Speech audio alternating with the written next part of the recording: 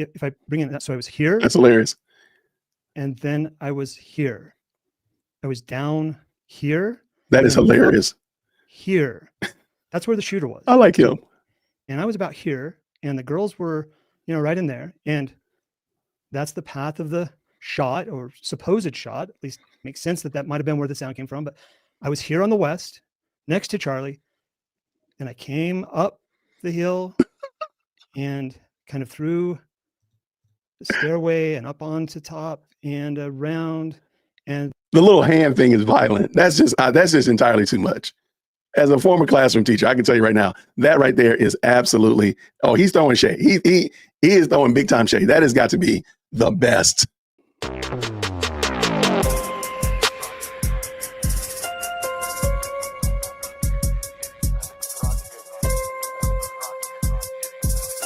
All right. Yesterday, Candace Owens decided she would dedicate her whole show to slandering and defaming me and anybody that has anything to do with me. She bases her lies on the lies of Truman Van Cott and calls him Nick because he's only a little boy, 20 years old, a student. Well, Nick was running for city council.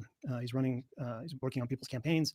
This is really troubling. And I guess what I would say is that I don't sense any concern, genuine concern from Candace Owens to help Charlie Kirk. She's not an investigator. She is a pundit. She's a grifter. When I cut the commercials out of her whole show, it left me enough time to do 20 minutes worth of commentary on it. I'll have one of the commercials in towards the end just so you could get a flavor for what she is doing. She's in business and she's trying to make money, which is her prerogative.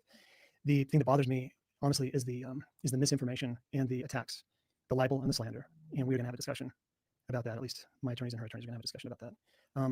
I guess there's entertainment value in what she does. And here's the problem that I've got is that I've been a big fan of Candace's for many years, and I saw a lot of value in her provocative style. This isn't provocative. This is bald-faced lying. It's making up a story as she goes along. I do have to wonder about her mental health as I go through this, and I'm sure other people have felt the same who have been on the receiving end of her lies. So that's just a heads up to what I'm doing here. I didn't do the entire episode, but 80% of it was dedicated to slandering Phil Lyman and to slandering others close to me, my family, anybody that has anything to do with Phil Lyman. Wow. And it's ironic because she's saying, well, I need your videos. If you don't want to help, it's like, I am helping, Candace. You're not helping, and you are not in charge of this, and you do not get to control people. You don't get to control the narrative. Wow. And really, the biggest thing is that Charlie Kirk deserves better. He deserves better than this. I'm appalled. I'm truly appalled at the opportunistic tone of Candace's reporting these last few days. Now, you can knock yourself out, Candace. Go do your thing. We'll see you on the flip side. Not suicidal. And I'm going to tell you how I know that. Also, while investigating this assassination, there is a politician's name that keeps coming up. And now he's apparently mad that we keep asking questions. I'm beginning to think that he might know something that he hasn't yet shared. So I wanted to kind of loop you guys into this and see what you think. Welcome back to Candace. I do also want to say before we get into reading and telling you something even crazier that happened. I'm talking crazy. I do want to assert here that I'm uncomfortable with the fact that despite all of the friends that Charlie Kirk made, all the schmoozing that he did, presidents, right, department heads, I am the only person that is publicly demanding further investigation into his assassination. Why? It's totally rubbing me the wrong way. Something's not right here. Or too late again, visit tnusa.com/Candace or call 1-800-958-1000. Okay, so something very strange happened this weekend. And I need to tell you guys about it. I need to offload this and get your opinion. Now, first and foremost, I have to tell you about this student who I'm going to refer to as Nick. Nick is not his real name. All right, Candace, you've got my phone number. Not because I tried to get a hold of you, because I didn't. Your guy, Truman Van Cott, who is not a child, ran for city council, got my endorsement, running for public office, running other people's campaigns, wanting to run mine. I'm going to refer him as Nick to protect his identity, obviously. I came across Nick very early on in this investigation. In fact, you might recall when I shared a photo. I kind of wonder, how does Candace pick whose name she'll share and whose name she will not? It does seem interesting that she shares this guy's name, but she doesn't share Nick's name. She doesn't mention the goth girls' names, but she drug all of those two guys that were with Lyman's nephew, and his nephew as well. How does she know who she's going to bring their names up and who she should not? That just seems very interesting to me. I would love to know how she comes up with that. Online of a person that looked suspicious. He was wearing like a black suit and black glasses, and he seemed to have a strap hanging out of his bag. Here he is right here, and he was in the food court. I shared that photo because Nick had sent this to me into our tips box and said, this person looks rather mysterious. He's running through the food court. And from there, he kind of became my boots on the ground. He's like, hey, go to UVU. I'm a major Candace Owens fan. I want to help in any way that I can. Okay. So that's how that happened. That was really, and right away, he told me on like day 2 of Thank you so much, Kane Carson mom. Thank you so much for the question. Phil Lyman is running for governor of Utah. He's the gubernatorial candidate in Utah. His family owns several properties around UVU. I guess they use them as rentals, maybe rent out to students. And somehow or another, he got mixed up in this because you can see his car in one of the videos where the suspected gunman walks by. So they see his car. Candace, of course, nosy Rosie, finds out that this is his car, finds out that he owns houses on this block and his family owns houses. And actually his car was parked in his aunt's driveway. And so, of course, all kinds of crazy wackadoodle stuff goes from there. So that's who Phil is. And I mean, it was yesterday's show. If you follow my channel, you can look at yesterday's show. She drags him all the way out. We know his shoe size. We know his drink at Starbucks. We know it all. So because of Candace being nosy. the investigation that he worked on Phil Lyman's gubernatorial campaign. Now, I want to make something clear, Candace. I am not running for anything. I ran in 2024 against Spencer Cox, and I told you that on the phone. Oh, sorry. Truman Van Cott never worked on my campaign. And he was working on a different campaign during that time, worked on Spencer Cox's campaign in 2020. This notion that he somehow worked on my campaign, and you repeat it over and over She does. I'm during sorry. the video, as if maybe by saying it over and over, it will become reality. It's not true. You've been lied to. Phil Lyman ran against the current governor Cox, and he lost. And one day, very early on, this must have been like day 3, Nick cold calls me, and Phil Lyman's on the phone. Okay, a couple of things. Number one, you can find a better picture of me than that, but clearly trying to put up a picture that, you know, in the middle of a face. Could do the same for you, but I won't do that.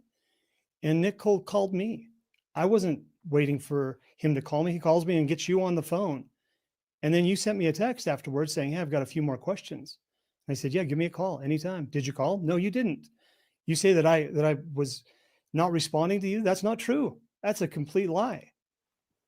Okay. Like I said, he ran for governor, and I was prepping for the show, and things were early on, and I was still in a very aggrieved phase, and I didn't really know I was on the phone with this guy, Phil Lyman. And I was like, hey, thank you so much. I appreciate that you're offering help. And Nick insisted to me. He's a fantastic person. He has tons of resources. He knows the area. If you need any help, he can help you. Okay, great.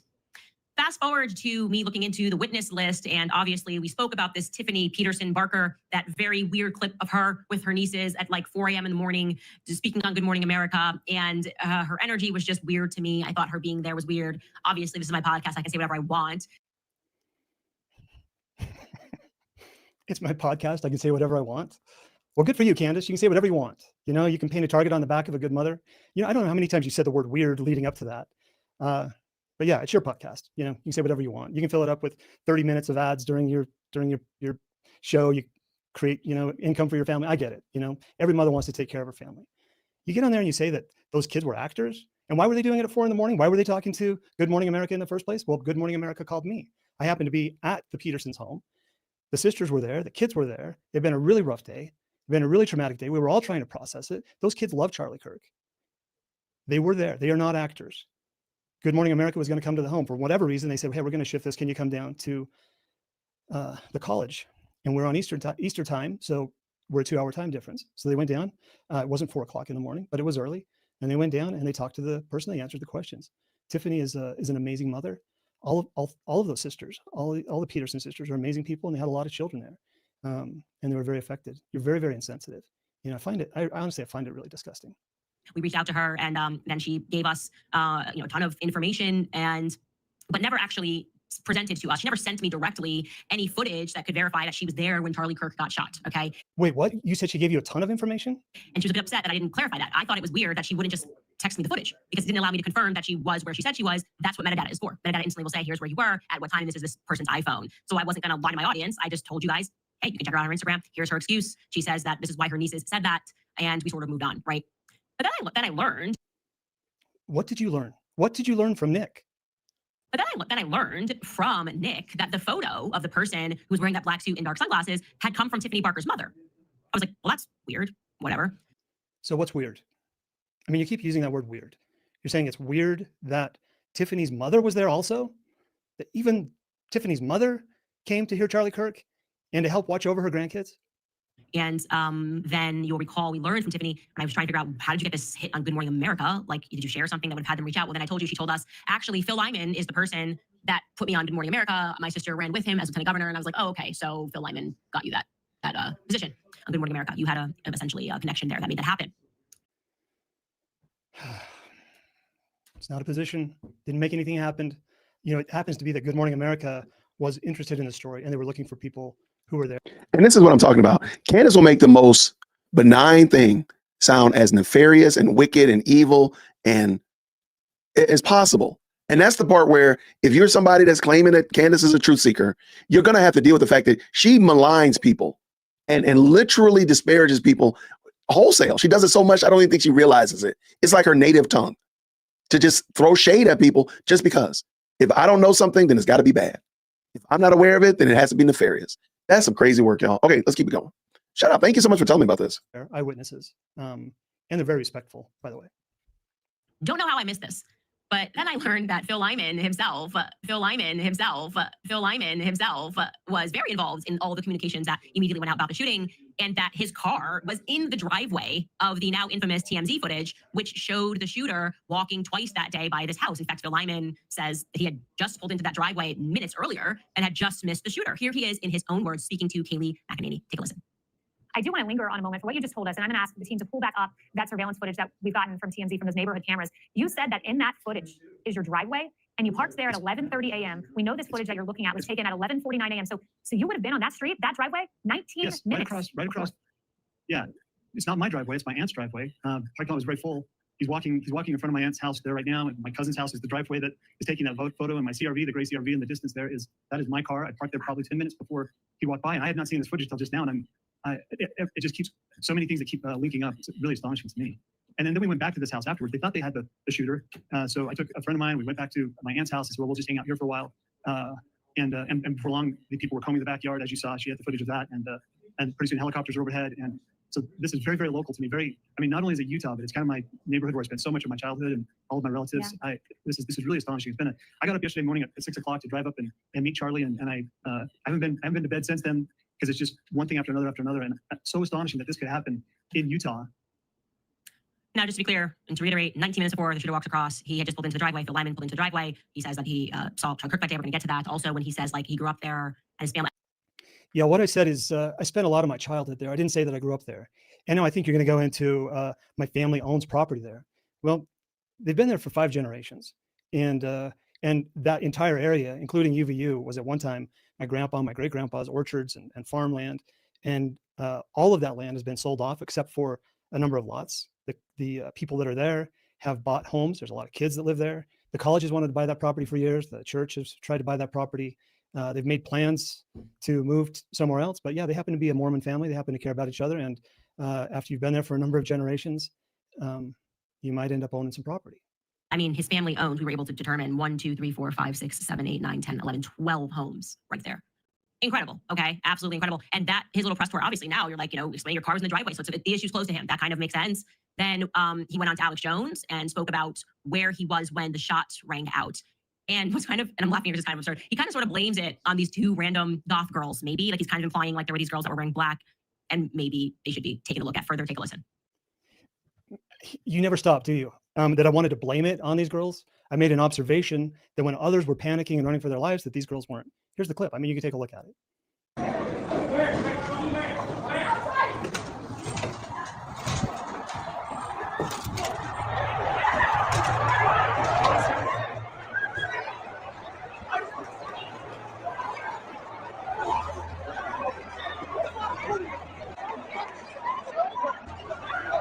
You see where that came from? Is that here? Wasn't it? Yeah.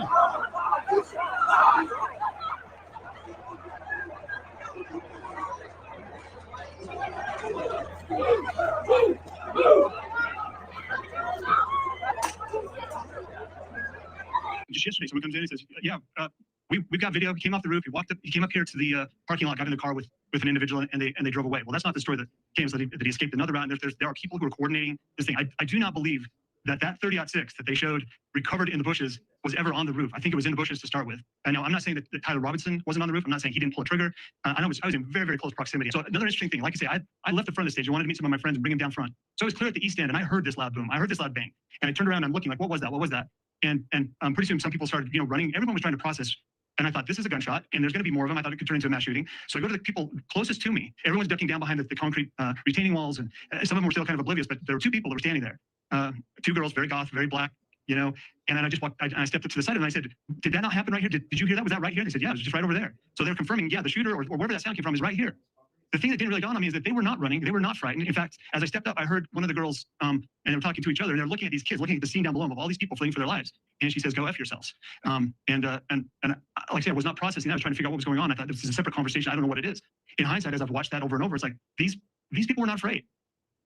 Okay, so what I get from that is he was up high because he says they're looking down below, and that maybe people that are wearing black are immediately suspects. I don't know, because they were not afraid.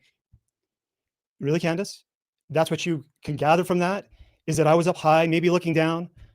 Well, I was on the east side, on the upper level. That's the upper side. The lower side is down on the west side, where Charlie Kirk was. If you came out to Utah, if you went to UVU, like Good Morning America did, maybe you would have a better understanding of how this works instead of casting aspersions at everything that's said there. I really do not know what your motive is on this, but you're so ignorant as to what is going on here and what happened on that day. But it doesn't stop you. It doesn't stop you from just completely throwing people under the bus, putting a target on their back, putting a target on the backs of the companies. 5 generations, I'll bet there's 2,500 steel related cousins, and 12 of them still own property back where great-great-grandpa had his farm. Truly, this is it's sick. You've got a sickness, Candace. You need to go see somebody about this. It's bad. Anyways, he also went on to a local Utah news station and spoke about how he was with Charlie just before Charlie went on to stage. Take a listen. Phil, thanks for joining us, first of all. But I saw a picture of you with Charlie Kirk, and it looks like you were maybe right before he went on stage. Is this just minutes before this happened? Yeah, no, I was basically backstage, and when he came out with someone hats, I was there. I was standing next to the stage, and I would have been there when the shooting took place. But I needed to go meet some of my friends. I didn't want to just hang around. So there's a part of me that thought that I wasn't in close proximity, and part of me that feels bad that I wasn't there. Shout out to Phil Lyman. They're just in some form of moral, presence and support. It's such a tragic thing. When I combine those clips, I'm kind of unclear as to where he was exactly when the shots rang. Who cares what you think? He felt that he wasn't close. Anyways. All right, Candace, I'm going to try to explain this one more time. Close to Charlie is what I was in this first clip. Next to him, I talked to him just before he came on. I summoned him over to give a hat to this young gentleman who I was talking to. That's close to Charlie. 100 yards further east and up the hill on the top is still at the venue. I still witnessed everything. In fact, I was closer to the shooter at that point, closer to the sound of what sounded like a shooter, enough that I was trying to inquire, enough that the cops were running around there saying, where's the shooter? Where's the shooter? But I'm not sure that any explanation even makes a difference to you.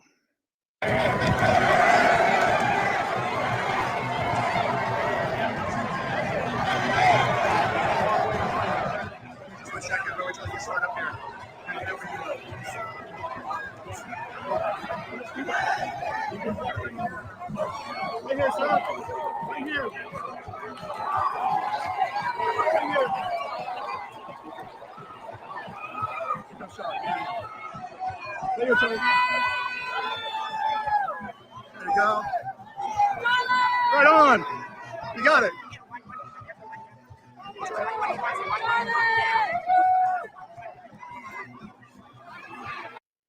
So I want to kind of explain this. So this is near, and this is not as near. You might even call it far. It's about 100 yards. This one's near. You can see I'm near Charlie Kirk. And then this one, you can see Charlie Kirk's tent in the distance, about 100 yards. So I'm not as near. So near and not as near. So I really want to make sure that I get this, because it seems like it's a hard concept to follow. So I was here, and then I was here. So if I bring in that, so I was here. That's hilarious. And then I was here. I was down here. That is hilarious. Here. That's where the shooter was. I like him. And I was about here, and the girls were, right in there. And that's the path of the shot, or supposed shot. At least makes sense that might have been where the sound came from. But I was here on the west, next to Charlie, and I came up the hill and kind of through the stairway and up onto top and around, and The little hand thing is violent. That's just entirely too much. As a former classroom teacher, I can tell you right now, that right there is absolutely, oh, he's throwing shade. He is throwing big time shade. That has got to be the best. Well, I got to take my hat off to that. I got to take my hat off for that. Let's go. Then I was here. So, I mean, I think this is actually seems to be working really well. So I want to apply this to another shot here. This is UVU campus, so we're kind of zooming out using Google Earth here. And so you can see here's UVU campus right in this area.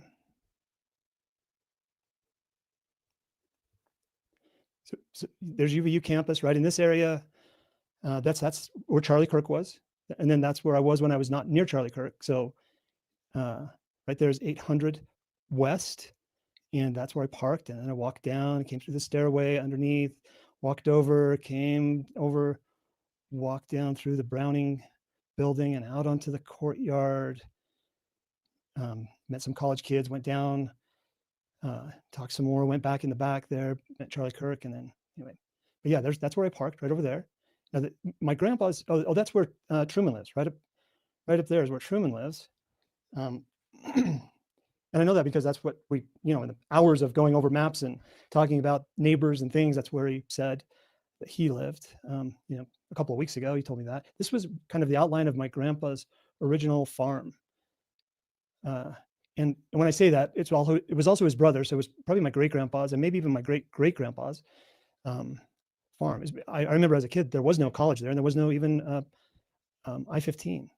That's where my mom grew up, right there, right? Yeah, right there. That's where they lived, in a little house. Her and her 4 siblings, one died. That's where DeRay Broderick lived. Now the university owns that. You get the Howells that live next to them there. You can see the wooded area there to the right of that finger, but there's the Losi building.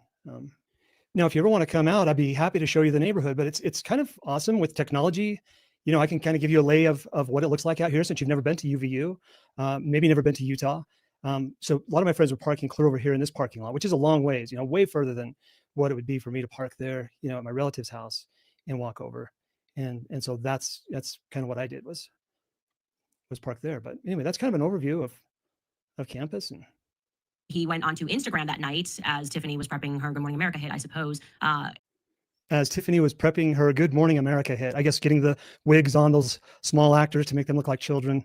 It really special. It was really, really special. Candace, thank you so much for the concern and the love that you must have had for Charlie Kirk to make this video. And he speaks further about what he was doing back onto campus and what exactly he remembers. Take a listen. Again, this is on September 10th, and it's around 11:30 p.m. at night.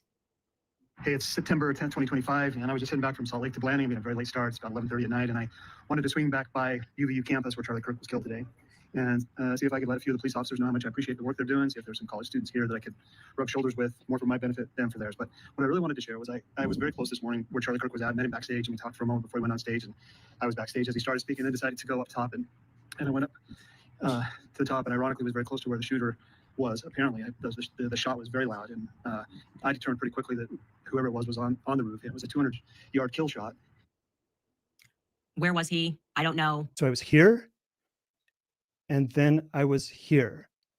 I find this to be a little weird, but let's be clear, by no means conclusive of anything other than perhaps a strange coincidence. And maybe this is why he feels so impassioned and wants to keep speaking about it. Also, he's a gubernatorial candidate. Makes sense. This would be a political moment to show that you're a leader. And look, life is not exactly an Agatha Christie novel, right? Where the guilty party somehow inserts himself into the investigation. So I park that aside, I keep pushing, and I'm following more public leads. But also, I do recall in the back of my mind that both Phil and Tiffany Barker, and as it would turn out, another person that lives on that. Okay, it's got to be the high point of comedy that Candace is calling out people who are inserting themselves into the investigation. That's got to be comical. That has got to be a comedy skit.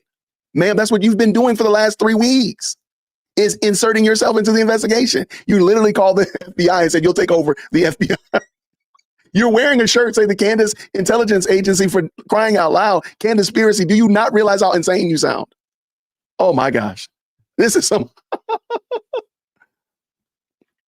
I don't get it. Shumway kept trying to get me to look into Governor Cox because he's, according to Tiffany, very supportive of the trans stuff. You should look into Tiffany said into Governor Cox. And similarly, the Shumway emails were like, you should look into this Governor Cox because he likes trans. So they're open and close. that feels to me always just like fed bait, left versus right, right? He likes trans people, so it has to be him. Okay, oddly, look, I'm just following the facts here. Nothing in my investigation.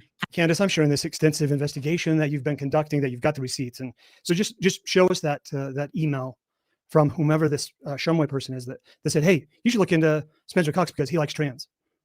I'm sure that's exactly what he said, and you're taking probably the key issue in this undermining of the culture of the United States and of our college campuses and of Utah, and you ridicule it in such a contemptuous way.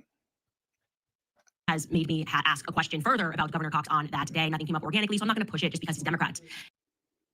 Easy mistake to make, calling Spencer Cox a Democrat. No harm, no foul. And actually, where I was at this process, what's that? Oh, pushing that because Governor Cox is his, sorry, I said Democrat because he's his, he's warring with him. And that's the candidate that he wants to go after. Yeah, welcome to Utah. I mean, I don't even know what to say. He's the one he's warring against, the one that he's going after. The election was in 2024. Maybe you should look into that. But anyway, you just keep going. This is great. You just keep going. And I actually start noticing as I'm looking into this investigation that everyone who was involved on that day, I mean, literally the person who spots the shooter on the roof, military, the person who says, oh, I just happened to be in the right place in the Flag of Halls where I saw him running, also in the military. And I'm starting to think, is it possible that this is like a military hit? I don't know, but I'd like to find out.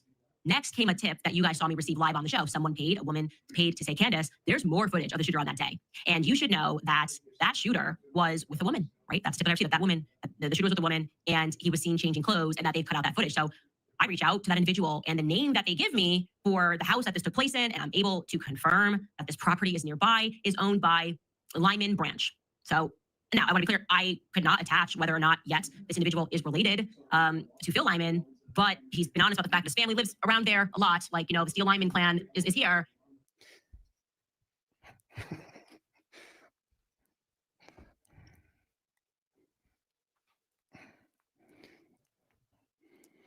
So you found my long lost cousin, Lyman Branch. Candace. Are you related to Candace Bailey? I mean, you have to be. Maybe Owen Wilson. Yeah. I mean, Owen. I mean, I don't know, but I'm guessing. They look alike. They do. I'm just guessing that you're probably related to Owen Wilson. I mean, Candace Owens, Owen Wilson. So I was a little bit on alert, and I decided to just do a basic search into Phil Lyman. Like, is his family in the military? I don't know. I'm asking the question to myself, and I'm quite surprised that it's possible for me to find out who his mother and father are. Like, I literally don't know what goes on in Utah, but it seems like a very weird thing to me that you would be able to keep information about who your mom and dad are private if you're running for governor, right? So I just simply ask Nick. I haven't shared any of this with Nick because I know that he works for Phil Lyman, and I'm not. Candace, my dad died in 1991. My mother is about to turn 91 years old. I've got 7 siblings. You are really, really bad at this investigative stuff. Really, really super bad at this investigative stuff. Super bad. That is bad. Make sure you ask Nick, 20-year-old Nick, who doesn't know me, doesn't know my family, doesn't know my kids, lives 4 hours away. But yeah, ask Nick. And oh my goodness, Nick doesn't know Phil's parents either. A dad who died 10 years before he was born, maybe 15 years before he was born. So pathetic. So like this guy. Desperately. I like him. Accusing Phil Lyman of anything. I'm just like trying to actually shut that down. And he says, I don't know who's mom and dad are. I'm like, what do you mean? Okay, weird, whatever. I then decide to keep pushing on military leads that I have, people that were on the ground that day who I've confirmed were in the military. Anyways, then something insane happens. Nick calls me, and he's a little bit undone. He tells me that Phil Lyman has just showed up at his house. Now, I want to be very clear. Nick is 20 years old. He's a 20-year-old UVU student and a major super fan of Phil as of 48 hours ago. And he's very uncomfortable. And he tells me that Phil randomly messaged him saying that he was nearby in town, and asked Nick for his address, something that he never had. Oh, yeah. So I told Ian Carroll that I probably couldn't be around because I need to get back to teach a lesson on Sunday. And I had obligations in Hurricane on Tuesday. And said I could find some people that could show him around. I called Truman Van Cott and said, hey, are you at home? Do you want to go grab some lunch? He said, I'm just coming back from breakfast at 11:30. I'll be at my house in a minute. And I said, well, okay. He said, can you meet me over there? And I said, sure. Yeah, I'm right next to it. I'm right on the road. I knew very well where Truman lives. we've gone through the maps. He showed me, and I mean, I'll show you the text that he sent me. I know where Truman lives. It's not his house; it's his grandparents' house. So I mean, Truman doesn't have a house in that neighborhood. His grandparents do, and they've been there for a long time. You know, actually, when I got married, when I was a newlywed, my wife and I lived in the basement on Cherry Drive, just around the corner. Our backyard's almost butted up against Truman's grandparents' house. So anyway, scandal. Yeah. Turns out that Truman said, you know, come over. So I did. I said, I've got a Zoom call at noon. I can't stay long. And he said, well, you can do your Zoom call here when I got there. I was like, well, it's okay. I just need to go. I probably just go out and I was going to drive down by the college anyway, which I did. Went out, got in my car, started up the Zoom call, drove down to the college. There's no weirdness there. I guess if Truman felt weird, then maybe Truman was thinking something weird. But I really wanted to call and see if he'd be willing to go and show Ian Carroll around the campus because he lives so close. By the way, Ian, I'm sorry. I told Nick, Ian doesn't want people to know that he's coming. But if you're willing to go meet with him, I think you'd have a good perspective and he'd be interested. And you're Nick, my Truman Van Cott. He knows that's the case, Candace. And you probably don't know that's the case because I don't think you think that far to like actually ask the question. You like to throw this stuff out. But yeah. So Ian, if you're banging around up there in Utah again, please do not call Truman. But yeah, good luck up there. And Nick, quite naively, being this Phil superfan, thinks that Phil's going to come and offer him a job because he's been so on it, investigating this Charlie Kirk assassination. And that's not what happens at all. Instead, he says that he shows up, he opens the door for him, and his energy is very weird. And he's asking him weird questions. He's looking out of the window nervously. He sits down at the table. He's asking him questions about my investigation. I'm like, I shared nothing with Nick. I literally was asking him, can you go here, pick up this, whatever it is? And he is thinking this is getting weird. I said, what specifically did he say to you? Well, he tells me that Phil has also set up a time to meet with Ian Carroll. Okay, so Ian Carroll is conducting his own separate investigation. We are not collaborating at all. But Ian Carroll publicized that he was going up to Utah because he wanted to be on the ground physically by himself. And he was reaching out to people who had been speaking about having been there. And Phil Lyman is so gracious that he offers to give him a tour. And Nick tells me, he's like, that's really weird now because we're like 2 weeks on from the shooting and Phil Lyman lives 4 hours away. So that's very, very gracious of him to do, but his energy isn't good. And then he mentions Governor Cox and he mentions Tyler Boyer of Turning Point USA and says that, again, this is according to Nick, that Tyler Boyer and the Lyman have been speaking and that they are, really going to make Governor Cox, and I'm paraphrasing here. Is that what you call it? Paraphrasing? When you're just lying through your teeth? I didn't call Tyler Boyer. I don't know Tyler Boyer. We didn't speak. I didn't tell Truman that. That's just a fabricated story. I mean, your whole thing is a fabricated story, but I just, yeah. Well, I'll save it for later. But apparently there's another Utah event, USU event coming up, and Governor Cox is supposed to speak. And Phil Lyman intimates that, at this TPUS event, Governor Cox isn't going to look great. I'm like, what? He then tells him, I'm going to go, I'm going to take a phone call in my car. So he's just idling in a 20-year-old's driveway who just happened to work on his campaign, and he's on the phone. And he's why he's calling me panicking. He's like, I don't know what's happening. I don't know why he's being so weird. I don't know why he's asking me questions about this investigation.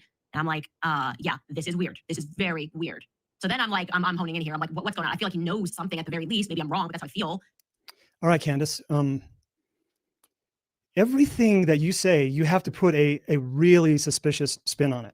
So let's just go take a look at Ian at his DM. Hold on one hot second before we jump in too far. This is exactly why what we're seeing with Candace Owens is exactly why you do not take the advice. You do not take the first person that tells you a story as a gospel truth. You got to hear both sides, because I can clearly understand what this man is saying. And Candace did spin it like it was the most nefarious, wicked, evil thing that ever happened in the history of man. So I can totally see it. Stop listening to this woman, but then also do me a favor, make sure you hit that like button. All right, let's go. Ian Carroll. All right, let's see. Me, this is him reaching out to me. I hadn't messaged him ever. Thanks for bringing such great insight into the space. I didn't want to broadcast this publicly, but I'm actually driving 34 hours across the country to come to Orem right now, and I'll be there tomorrow through into next week. I have a relatively big platform across YouTube and TikTok and here. Are you open to meeting and speaking to me, either on or off record, to give me more of a sense of what the context is from the perspective of the people that live there? Also, if you know anyone there in the community that wants to get anything out, I would love to speak to anyone with honest intentions from the local community. An awful lot of speculation is getting transposed from the internet onto their lives right now. I can't imagine that somebody would do that intentionally, Candace. And I said, thank you, Ian. I'm in Orem now. I would love to go walk the campus with you or whatever. I have so many family members that are very close to this. Also, my LG candidate has great insight. Please put me on your plan. Call if you would like. And I begin actually searching through our tips box for anything related to Phil Lyman. Maybe somebody else noticed something or knew something or he said something. And lo and behold, very early on, someone just messaged us and said, hey, like you should probably ask more questions about Phil Lyman, because every time I look into this investigation locally, him and his family members are popping up. And then that person tells me that his nephew had sort of done this public tour. Like Phil Lyman's nephew did this public tour saying that he was going to walk the same route that the shooter walked near his grandmother's house. And that they found, you guys remember this, they found the Converse footprint nearby his grandma's house. And he presented a map. Like, this is it. This is actually from his Instagram. He presents this map, and his nephew's name is Shane. This was all public. I'm only looking at these publicly. And let's just look at some of these posts from nephew Shane. I mean, first and foremost, he's with his friends. I took my friends to my grandma's house tonight, and we retraced his steps, and we took pictures in the exact place that the security cameras caught him. I've been through this new experience for the last few days. I'm still very glad to have attended and to support Charlie Kirk and to see him. The last pic shows Converse brand footprints. Real quick. I think Phil has his microphone on, and it looks like he might have took a little nap. So that's Phil doing that. That's not me. All right, just letting you know. Looks like he might be a little nappy nap time. A little time for Phil to close his eyes. And then he does hashtags, and here are him and the three friends. And by the way, I'm looking at the friend on the right, and I'm like, I don't know. I'd like to know who that is at the very least. And I'd like to know who everybody in this photo is. This is just interesting. Like, you guys are in the staircase and posting side by sides. Like, they put these side by side photos of them in the staircase. And I just was like, I need to just know more about you, and I need to know more about these two individuals who I couldn't find on his friends list. And they certainly hadn't liked the photo, or else I would have messaged them directly to figure out who they are. Y'all put Phil in the chat. Let's wake Phil up. Phil, we gotta wake Phil up. Y'all type Phil in the chat. Phil is a fool. I love him. Phil is my spirit animal. This dude is sleep. I love Phil. Put Phil in the chat. Phil is my man. I love him. And yeah, I found that very strange. And so I messaged Nick and I asked him whether or not he had ever received any images or videos from Phil directly. At the very least, we can see his line of vision so I can figure out where exactly he was when the shots ran out. And I'm wondering if we can maybe get some footage that we didn't have before when the shots ran out. Yes, so I was thank you. here, and then I was here. And also, by the way, metadata is king. That's kind of been it's good to see, because then I can put it in my timeline. That's why I love metadata. I can say this exactly happened at this time. Strangely, Phil kind of freaks out. He doesn't want to share those photos with Nick. And he asks him explicitly, whose side are you on? Candace, you're either a liar or you're being lied to. And I think it's a lot of both. I didn't say whose side are you on. Here's my text. In fact, let's just read this text. Saturday, 8:40. This is just this last Saturday at 8:40, day before yesterday, in the evening. I text Truman, hey, it was good to chat for a minute today. Sorry, I've not been in better communication. Ian kind of acted like his day was going to be full tomorrow. I'll let you know more as soon as I get a better feel for what he had in mind. I'm not trying to get with Ian. I'm trying to help Ian get with people up there who can help him. No worries, Phil. Did you happen to take any pictures or video at the event? I said, September 10th. Yes. Could you send the footage you have? I said, are you friend or foe? Serious question. Still bothered by the interaction surrounding blank. You know I'm a friend. What happened with blank? We wanted her timestamp, and it was odd she wouldn't share it. I know you are too.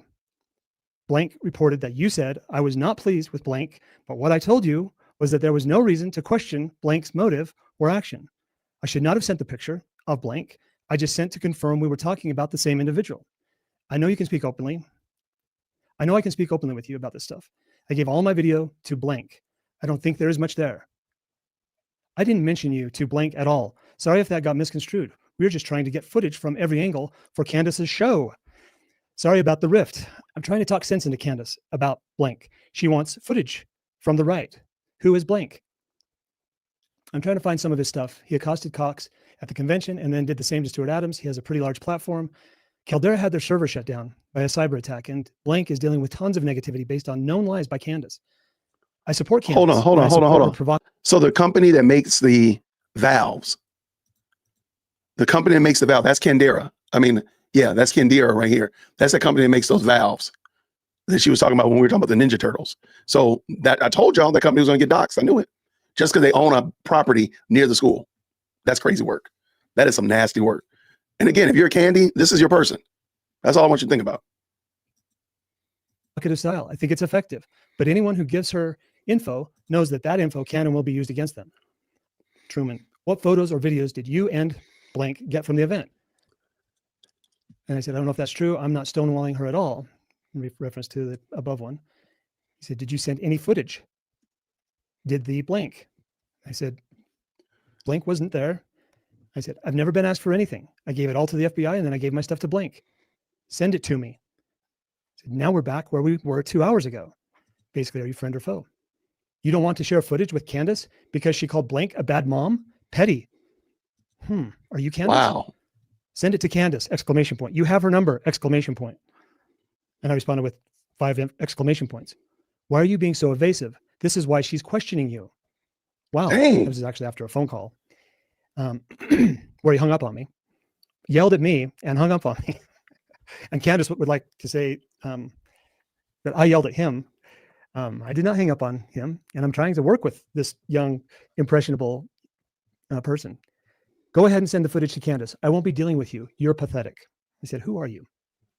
Whose side are you on? I thought we were all on the same side. We're all trying to catch Charlie Kirk's killer one way or the other. You inserted yourself into this, got on the phone with me. I was not even trying to make any communication with you. I literally am just asking questions. And now all of a sudden it's like, oh, you don't want to answer any questions. You don't want to share anything. And he tells me yesterday, Bill Lyman just calls him and he shouts at him. Who the F do you think you are, kind of a deal? You know what I mean? Like, who are you to ask me for anything? I already gave my photos to Taylor Hansen. And so at that point, I was like, look, you've been great, Nick, but I don't want you being shouted at. I don't want you feeling comfortable in your own home. I would like you to just remove yourself entirely from the boots on the ground elements of this investigation. I don't think Phil is acting in a way that I perceive to be stable, given the fact that, again, he inserted himself in this investigation and we're asking, this is my car on the street. Okay, you want to be helpful. We're asking you to be helpful. And now all of a sudden you're showing up a 20-year-old's house and you're being weird. I don't like it. I don't like it at all. And I said, I could reach out to Phil directly by myself. And I did. I reached out to both Phil and I reached out to his nephew, Shane. And I asked for them to identify the guys in that photo. Like I said, I was interested in who those individuals were because I couldn't find it on his friend list. And in response, Shane immediately takes his profile private. And Phil Lyman leaves me on red. I know this is probably as tedious for you as it is for me, maybe even more so, but it's pretty damn tedious to me. But I'm going to read Candace's text to me. Oh. Reach out to her. I don't care what she has to say. She's not an investigator. She's a muckraker, deceptive grifter of the worst kind. Okay. And if you're a Candy, when we say we want receipts, this is what we're talking about. There's still levels that we still got to go, but at least we have some kind of evidence that we can at least run with. At least we got some kind of text message. At least we got something. Candy don't give y'all anything. So I want to know, why does Candaspiracy not do this? Why did Candaspiracy not show us this when she drugged this man through the mud yesterday? That's my question. Shout out to MT real quick. He says, okay, wait. So Nick was excited that Phil was going to offer him a job. In the past, sounds like someone on Tyler's defense is in contact with Candaspiracy. I think so. Shout out to you. Thank you so much for the very kind $5 super. Let's get back to this. Let's go. Hey, Phil, Candace Owens here. A few more questions for you when you get a moment. Would you like me to call now? Sorry to be slow on the response. I was almost an hour and 40 minutes slow on my response. Let's see, Thursday, so Friday, Saturday, Sunday, Monday. So 4 days later, she says, hey, Phil, sorry I didn't respond. We had a major lead we were working on Thursday pertaining to Tyler Robbins. I'm looking to get in touch with your nephew. I reached out to him. By the way, he's not my nephew.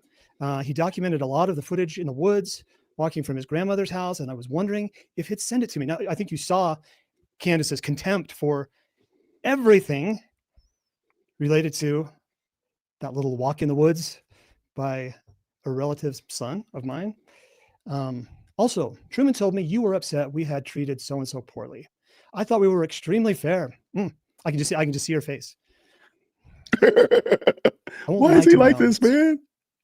It's all you do, Candace. He is the best. She never sent me any direct footage. She sent me a screen recording. You said before she sent us tons of information. Oh, but no, she didn't send us any information. She sent me a screen recording of footage that was on some app. If she wants to send direct footage from her phone, I'd be happy to update things. We never intend for her to receive any abuse. She inserted herself. Does that sound familiar? She inserted herself as a witness, and we followed up on things. Yeah. She went to the Charlie Kirk event, and she saw what happened. It's just so bad. Thank you so much for tuning in to another episode of the JWhit Podcast. If you enjoyed today's show, please do me a favor and hit me up with that 3-piece special. Like the video, subscribe, and of course, share it with somebody who would also enjoy this type of content. And make sure you leave a comment because I do pin the best comments to the top. So thank you so much for tuning in today. And until next time, everybody, grace and peace.